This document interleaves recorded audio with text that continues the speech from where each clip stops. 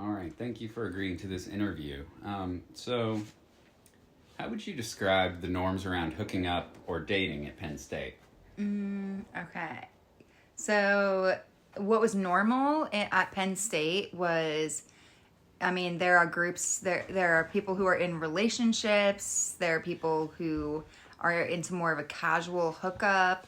There are people who are talking to someone and they're consistently dating them, not as a boyfriend or girlfriend, but like they pick someone and they stick to them. Or there are also other people who are just chronically single.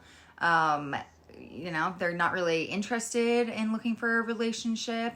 They're really just there for school clubs, and yeah, that was normal. I mean, there was a lot of variety, I don't think anything was really frowned upon, but yeah, there was a bit of everything, really.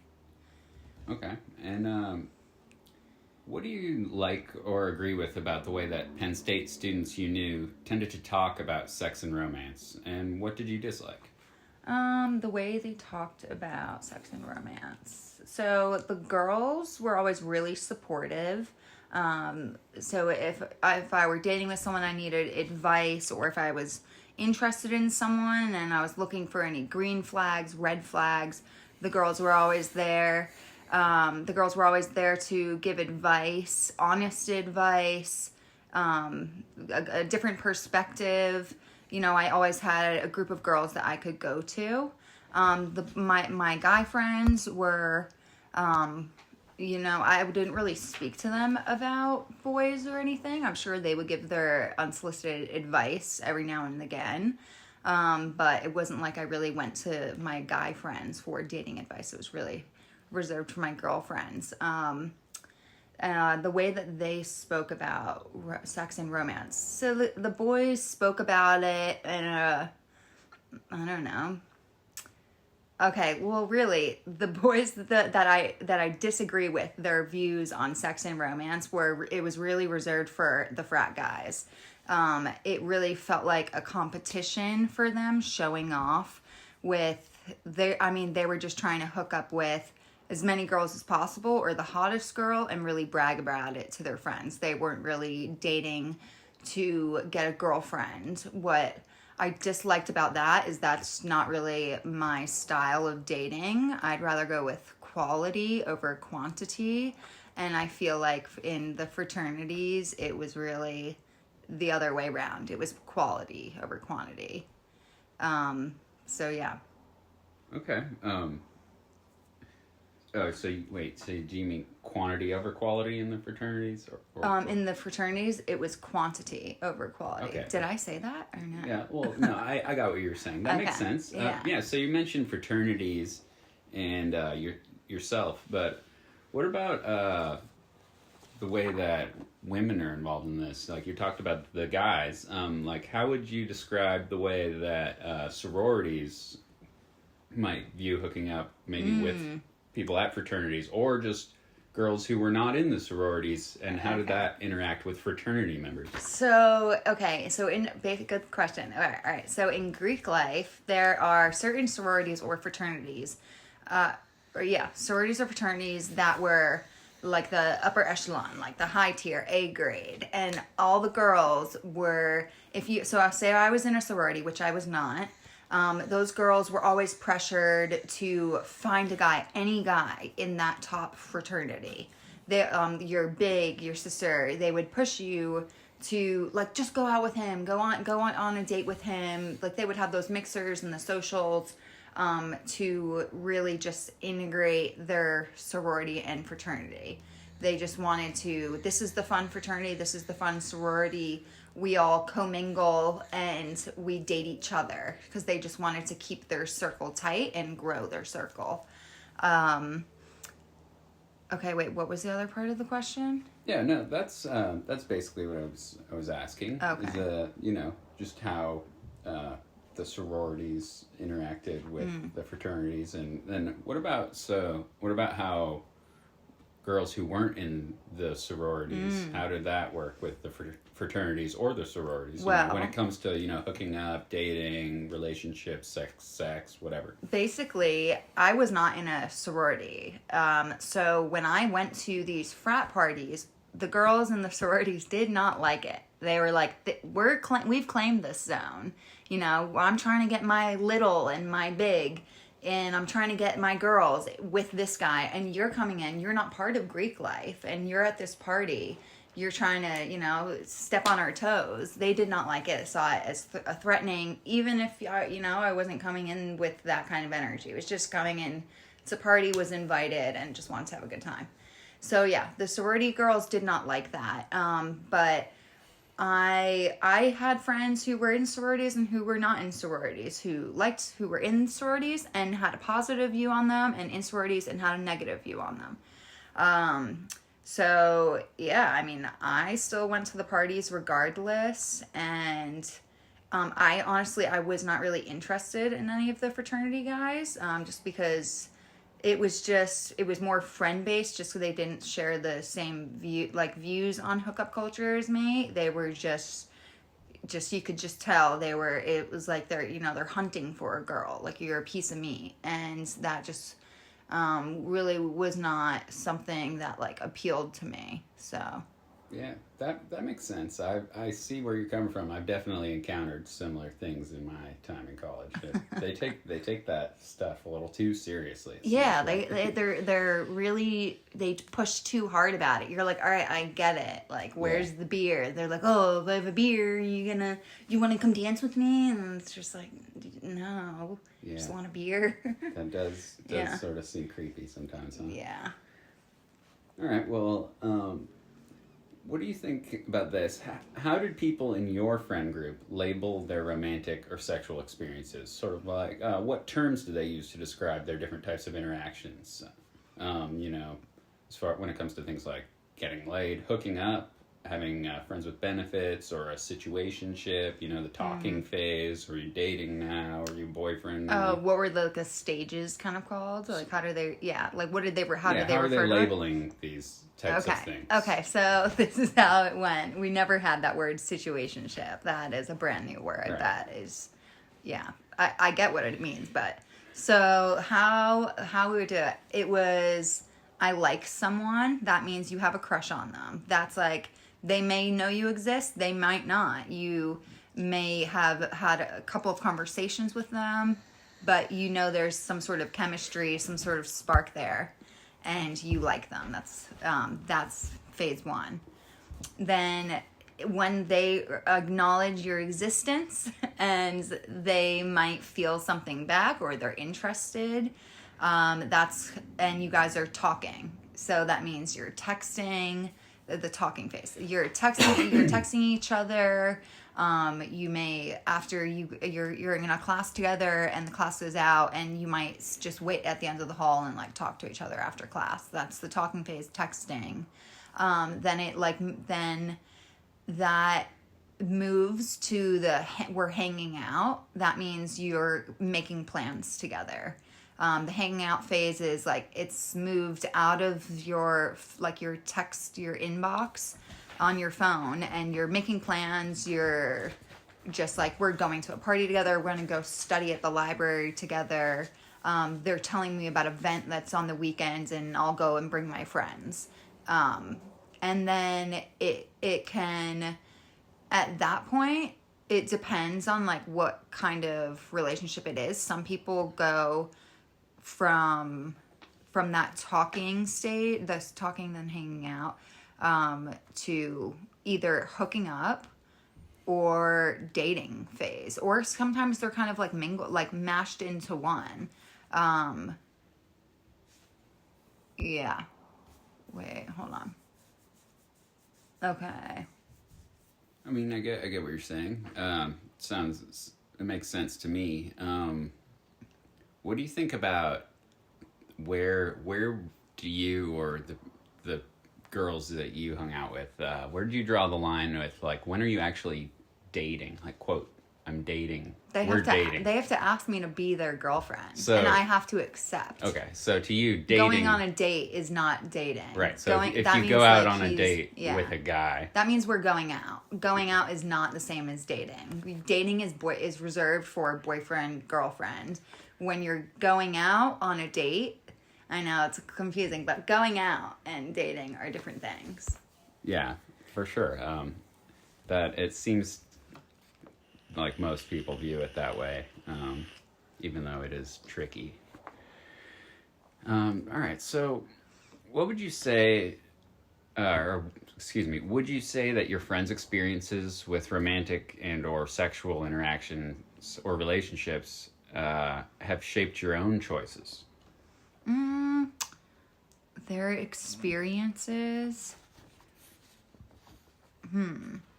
Yeah, like Okay. have any of your did any of your friends' choices, whether it be like relationship choices, hookup choices, things they did involving did any of that shape your own choices? If not, it's okay. I don't think they really shaped my choices because, so when I went to Penn State, I lived off campus in a 4-bedroom apartment. And so it was me and 3 other girls. I had 2 girls who were virgins. One of them, am I allowed to say her name? I mean, you don't have to. I wouldn't. Well, whatever. I'll just say it. They're not gonna know. Okay. I don't care. One girl's named Jackie. Yeah, first name's not gonna matter. Yeah. Jackie, this is her profession. This is her number. Okay, so Jackie, she was there for school. She was there for an education major. She was had crushes on boys, maybe, but like was way too scared to talk to them. So she was like a virgin, wasn't in the dating scene. She would just like, has her girlfriends, and that was that. Then we had Sam, who was also a virgin, but she was only looking for a boyfriend. If she would go, she would talk to them, but talk to them with the intention of making them her boyfriend. And she would only talk to a guy if they like ticked all of the lists, like all of the boxes on her list. She wasn't just talking to anyone. She had standards that she was really upholding. Then I had another roommate, Kate, who came into college with a boyfriend of, I think it was like 2 years, and he was going to one of the colleges nearby, and he would drive up on the weekends. However, they had a really toxic relationship, and he showed up to our apartment a lot, and there were lots of screaming. It was really toxic and not healthy. Actually, so yeah, maybe that did shape my relationships. Kate actually really, so when I went to Penn State, I met someone like a couple weeks into college, and Kate knew him. It was her good friend from her hometown. She like vouched for him. Really said he was a really, really nice guy. Had nothing but good things to say about him. So yeah, that did influence me to start dating him. We went out, we went through all the phases, like hang out, texting, talking, then we were dating. So yeah, she did influence me to go into that. She did also influence me to not do long distance. I could see, all of the just the toxicity and just being so young and like not trusting your partner. Like when you're that age, the relationships are so new. I think trust, and you have to learn a lot as you go through relationships. Like your first serious relationships in college, or you're still learning a lot. So just watching her relationship and how toxic the long distance was, even though she loved him so much, I just saw that if you have any distrust and you can't trust your partner, the relationship is not worth it at all.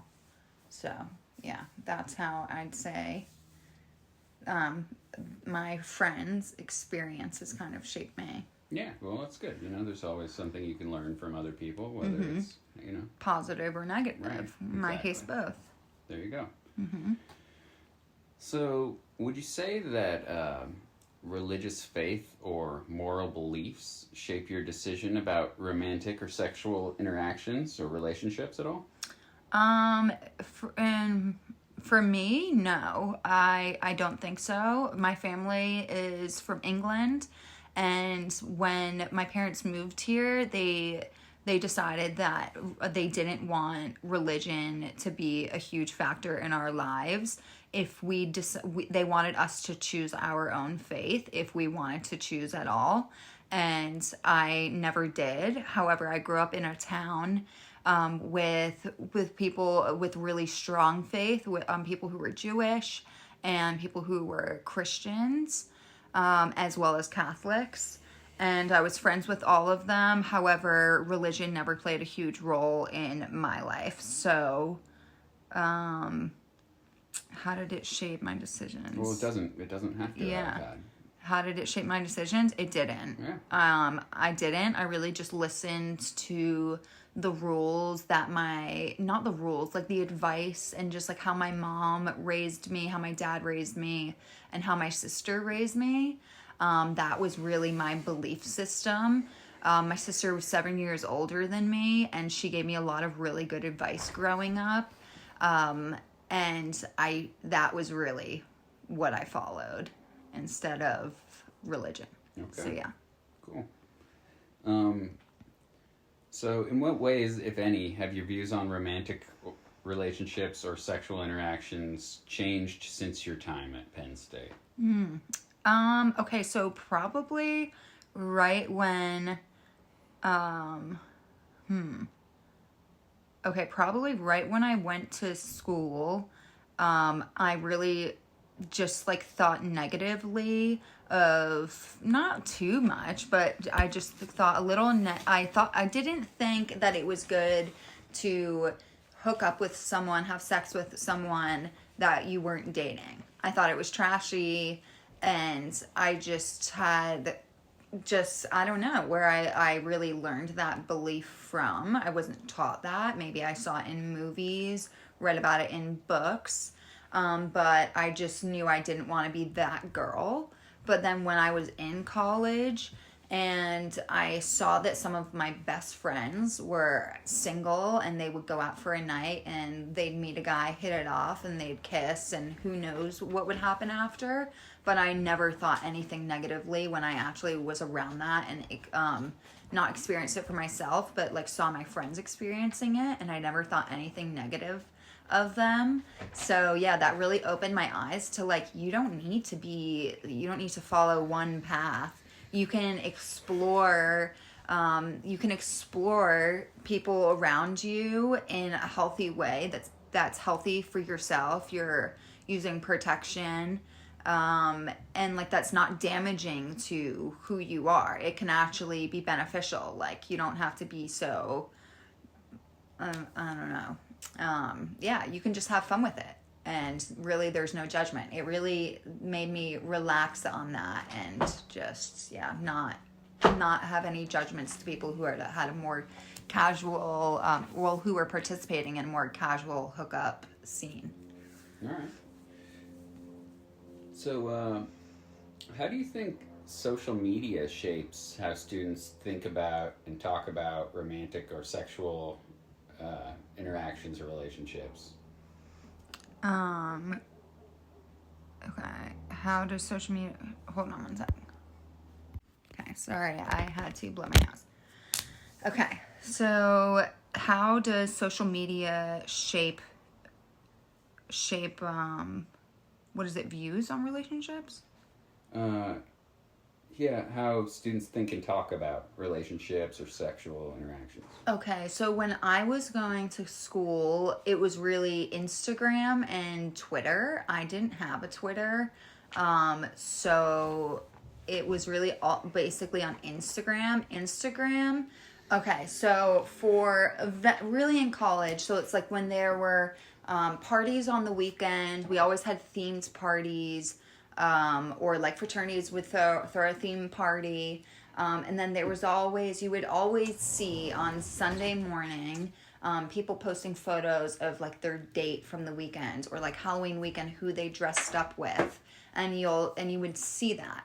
So how it shaped, you would get to see who was dating who, and oh my gosh, the guy I'm talking to, look, he went out with some girl, and like, look, she posted a photo of them together. No wonder he wasn't texting me back. So social media really just gave you another, like, kind of a bird's eye view, really, of all the relationships that were going on around you. You could see the different friend groups that were mingling.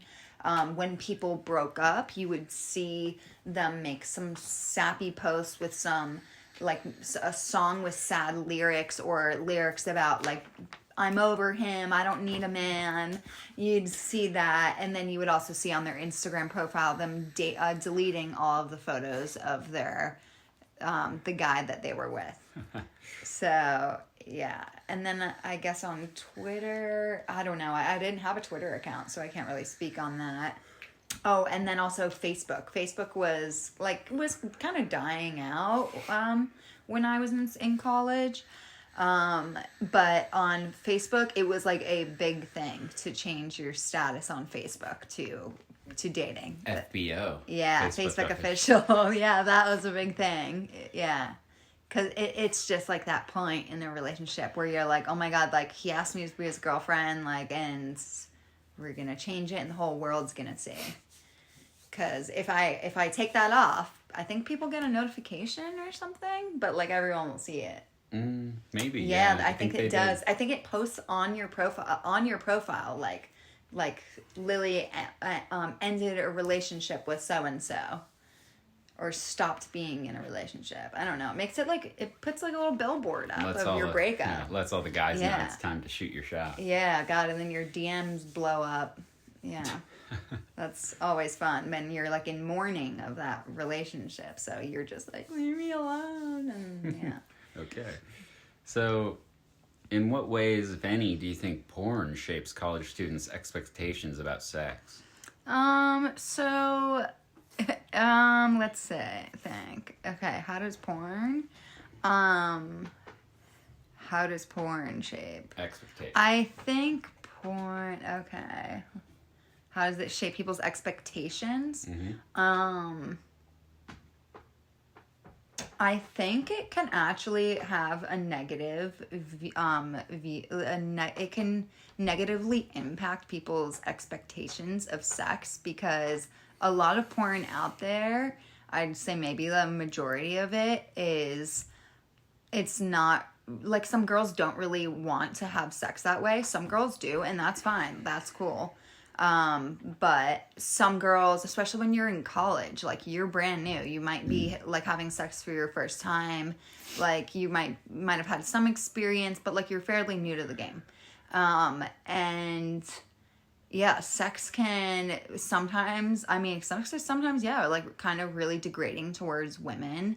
And yeah, like, some girls are not looking for that. They're looking to be like not really wined and dined, but like, they're trying to be romanced, swept off their feet. Like, they want a guy to make her feel special, and a lot of sex is not that. And yeah, I think some guys can watch porn like when they're in high school, and they think this is what girls want. Then they get to college and they're like, oh my God, I've seen all the American Pie movies, and that's a college-based movie, right? Yeah. And they've seen all these movies where it's like, dude, like hot girls with huge tits, and like, we're gonna get wasted, and like, I'm gonna do everything I saw in porn. And then, like, maybe, you're talking to a guy and he like gets to that stage, and then he's doing things you're just like, what are you doing? And that's how, you stop talking to a guy, or, maybe you'll ghost him or something. But yeah, sometimes they can just like look like a fool when they think girls want what they see in porn. But you know what? Some girls are into that. But you know what? At such a young age, you're really figuring out what kind of, like, what turns you on, what turns you off. So yeah. Yep, sex in college is like really, I don't know, I'd say like, it's kind of weird and awkward, because like, everyone's trying to figure out what they like and what they don't like. And if you really are basing things off of porn, I don't know, I think it could go south kind of quick. Yeah. Also, a lot of porn is not about like pleasuring a girl, and they think like, oh, if I just do this over and over, she's gonna love it. And so a girl's like, you need to take care of my needs as well. And sometimes, I don't know, do guys watch that kind of porn? Some guys, I don't think so. Maybe some do, but Yeah. yeah, some girls could not be very satisfied. So, sounds about right. Yeah. So, if you don't know, if you don't have an answer for this, that's fine. But how do you think the norms and expectations about romantic or sexual interactions and relationships differ between public universities like Penn State and religious universities, or say like Santa Clara, or you could go more extreme like BYU? I was just thinking that. Yeah. Okay, so let's use BYU because I don't know about Santa Clara. I didn't go there. I just know you go there. And yeah, so I've seen, okay, so how do I think the norms and expectations about romantic relationships differ? Okay. So I'd say like a religious university is, let's say BYU. Okay, so at Brigham Young, is that it? Brigham Young University. So they're Mormons, and sex before marriage is a sin. Well, to be clear, it's actually, they don't like being called Mormons now, I'm told. It's the Church of Jesus Christ of Latter-day Saints. Okay. Am I allowed to, is that bad for me to call them? Yeah, you're racist now. No, I'm not. Okay, well, so Mormons, they, so I'm supposed to call them the Church of Latter-day Saints? Just call them Mormons, it's fine. Okay, all right, thanks. Because that's a mouthful. So, the Mormons they view sex before marriage as a sin. However, they're really serious about that. Like, they are really serious about it. That's why there are kids who go they get married during college when they're like 19 years old and they're married and they're ready to have babies. And some people, they start dating, and their conversations when they're dating isn't like, oh, so what's your major? Like, what are you pursuing? Or like, what's your sorority like? Or, they're not the conversations that I had at Penn State about like my interests and my family and like, what do I want to do? What are my hobbies? I'd say at BYU, it's going to be more, so how many kids do you want? How do you want to raise a kid? Like, where do you want to settle down? I'd say you're jumping what is it? How do they differ?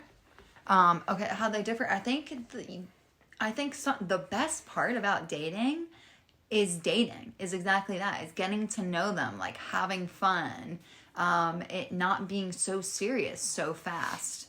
So I think it differs because they just jump straight to the serious stuff. Yeah. No, I mean, that makes sense. Yeah. Like I've seen photos or TikToks of girls who are like 19 and still in their graduation gowns and are pregnant, and she's got a wedding ring on, and and sex before marriage is really frowned upon, but they do have this workaround thing. Am I allowed to talk about that? Yeah, sure. Okay. I mean, you can talk What's about it whatever called? you want. It's called like pushing or something? Soaking. Is Is that what you're talking about? Yes, that's what I'm talking about. Which is hilarious because that is you're basically having sex, right? Like sex is not sex is when you put it into. Am I allowed to say this? Yeah, you can. Okay. No So everyone, I well, think we all know what sex is. I don't need to say exactly what it is. So they think that just because at BYU they think soaking is allowed and it's not a sin because they are not actively thrusting. They are just standing there with an erect penis that is inside another girl, and their friends are shaking the bed. Right. And they're like, that's not sex. I'm just standing there with my dick. And yeah, so I think it's really silly. I think you should just do what you want, be safe about it, as long as you're not hurting anyone and like there's consent. I think, you should do what you want. But yeah, life is going to be different at those more religious schools. Yeah, definitely. But however, you can also go to a religious school and you not feel a heavy religious, like, I don't know. Oppression. Yeah, like you cannot feel the weight of religion on you, you know? Right. Yeah, definitely. And I'd say Santa Clara, being a Jesuit school, is more, it's more close to, say, a state university as far as the culture goes.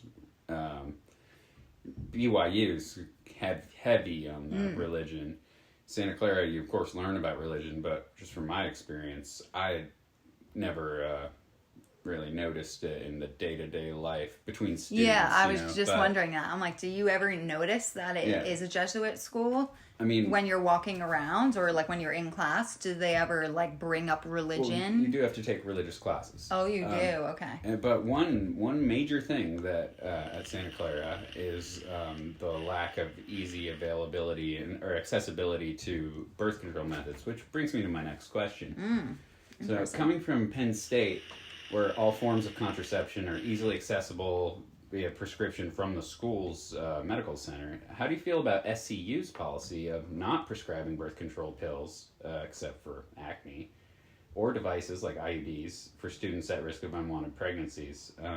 And how do you feel about the rules against distributing condoms on campus? Wait, go back to that first one. So wait, the first one is, how do I feel about Santa Clara not distributing birth control except for acne? Cowell, Santa Clara's medical center, does not distribute birth control or prescribe birth control pills to women and or devices, and they also there's no condoms on the Santa Clara campus. Okay, so let's just stick to that part first. I think that is it's unfortunate. Some people, I think, let's just like get it out there. College kids are going to be having sex, whether you want them to or not. Whether you're at a religious school or not at a religious school. That's what kids do. They're away from their parents. They're living on their own. Boys and girls like each other. Like, they do that. If someone wants to have safe sex, they want to be on the pill. Say they're allergic to latex. They want to have sex, and they're allowed to. You know, they're an adult. They can do as they please. However, they want to be on the pill because they don't have either like the money to buy condoms, or they don't have a car to go drive to the convenience store. Like, they have to walk 20 minutes there or something. I don't know. Just making like birth control condoms readily available to someone who wants to use it, I think should be the norm. I think that schools should have it. I know my school had it. And it was great. It was, but it's not the end of the world, I don't think, because Planned Parenthood is everywhere. But it would also just be nice that the school cared about the females, like the girls. I think it would send the message to the girls that, like, hey, you can still come here and get an education. You can still explore relationships. You can have sex even if you want. It's not frowned upon. And if you're going to do it and you want to be smart about it, we support you in that. It's really about supporting the girls. If it's there, you're not forcing anyone to take it, to take a condom or to take birth control, but it's there if they want to. I think that's a great message to send. And it also, just having it right there on campus is just, you'll get more people to be smart about their decisions. You know, say that the nearest Planned Parenthood is 45 minutes away. And they don't have a car. It's just more obstacles that they have to go around to do it. And that will deter girls from being smart about having sex and being protected. And then what could happen if that is the case? Planned Parenthood's 45 minutes away, school doesn't offer it. Then they're having sex with someone and like they're using condom, the condom fails, they're not on birth control, and they get pregnant. Then they have to drop out of school. You know, I think it's a shame, and I don't think that should be the case. It's California, you know. Yeah. Like, let's get it together and, you know, just support women. Definitely. Couldn't agree more. Yeah. Cool. Well, So while we're wrapping up, I'm just wondering, is there anything else you'd like to add? You know, anything about Penn State students, how they view romantic encounters, relationships, just anything you'd like to add at all? I thought Penn State was a great school to go to. I really enjoyed my time there. I think that it was really good because I got to see so many different types of relationships, not just like for myself. Myself, I was mostly in a relationship at my time there, but a lot of my friends had different types. There were casual hookups. There are girls who were virgins and weren't looking for people to date at all. And yeah. And so, yeah, I thought it was great because I got to see a little bit. It made me grow. It opened my mind. And yeah, and I love all my friends who are there. And yeah, that's pretty much All right. Well, it. thank you for your time. Sure thing.